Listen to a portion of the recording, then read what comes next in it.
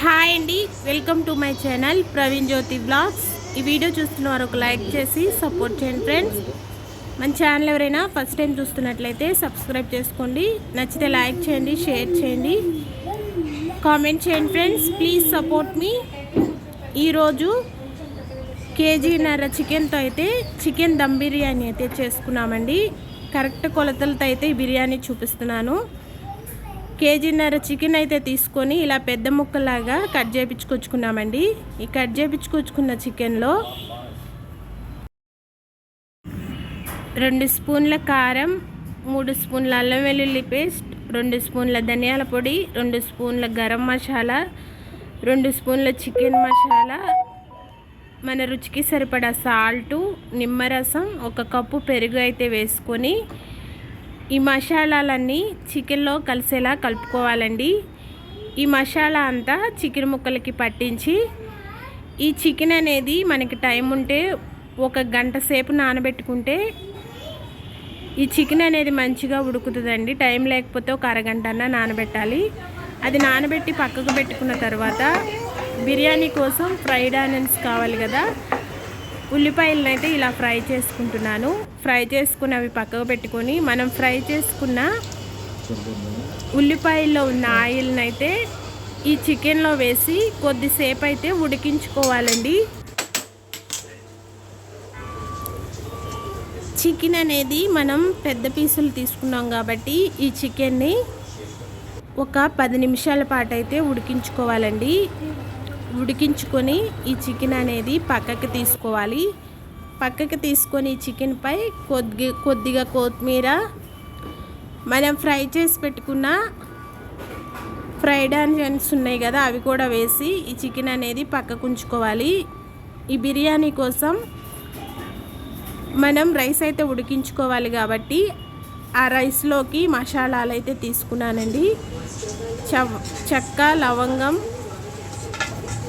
యాలకులు, బిర్యానీ ఆకు, నల్ల యాలకులు ఇవన్నీ వేసి స్టవ్ పై ఒక గిన్నె పెట్టుకొని ఎసరు తీసుకొని ఎసరులోకి బిర్యానీ మసాలాలన్నీ వేసి మరిగించుకున్నాను. మరిగిన తర్వాత నేను కేజీన్నర చికెన్కి కేజీ బాస్మతి బియ్యం అయితే తీసుకున్నానండి.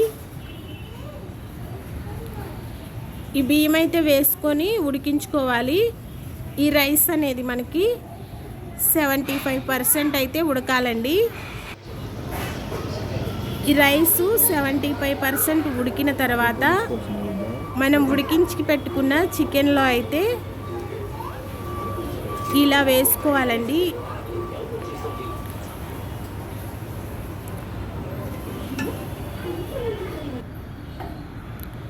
ఇలా ఒక లేయర్ లాగా వేసి ఆ రైస్ పై నుంచి కొద్దిగా కొత్తిమీర, ఫ్రై చేసి పెట్టుకున్న ఆనియన్స్ అయితే వేసుకొని మళ్ళీ వీటిపై నుంచి మళ్ళీ రైస్ అయితే వేసుకోవాలి. మన ఛానల్ ఎవరైనా ఫస్ట్ టైం చూస్తున్నట్లయితే సబ్స్క్రైబ్ చేసుకోండి ఫ్రెండ్స్. నచ్చితే లైక్ చేయండి, షేర్ చేయండి, కామెంట్ చేయండి. Please support me. రైస్ అంతా ఇలా లేయర్ లాగా వేసుకున్న తర్వాత పైనుంచి ఫ్రైడ్ ఆనియన్స్ కూడా వేసుకొని ఈ రైస్ అనేది మనం దమ్ముకు పెట్టుకోవాలండి.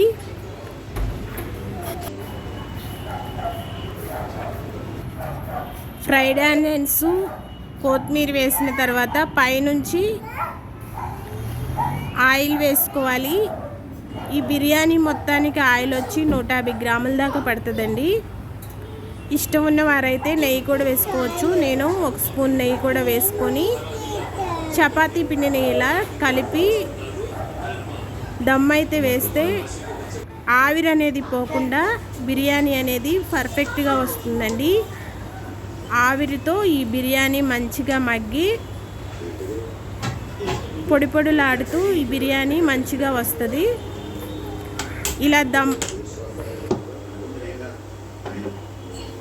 ఇలా పెట్టుకున్న తర్వాత స్టవ్ పై పెట్టుకొని దీనిపై ఏదన్నా బరువు పెట్టుకుంటే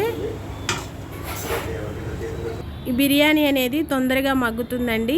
ఈ బిర్యానీ అవ్వడానికి 1/2 గంట సేపు అయితే పెడుతుంది. స్టవ్ పై పెట్టిన తర్వాత 5 నిమిషాలు హై ఫ్లేమ్లో ఉంచి 10 నిమిషాలు సిమ్లో అయితే ఉంచాలండి. ఉంచి తీసుకుంటే చాలా రుచిగా ఉండే బిర్యానీ అయితే రెడీ అవుతుందండి. ఈ వీడియో కనుక నచ్చితే ఒక లైక్ చేసి సపోర్ట్ చేయండి ఫ్రెండ్స్. Please subscribe.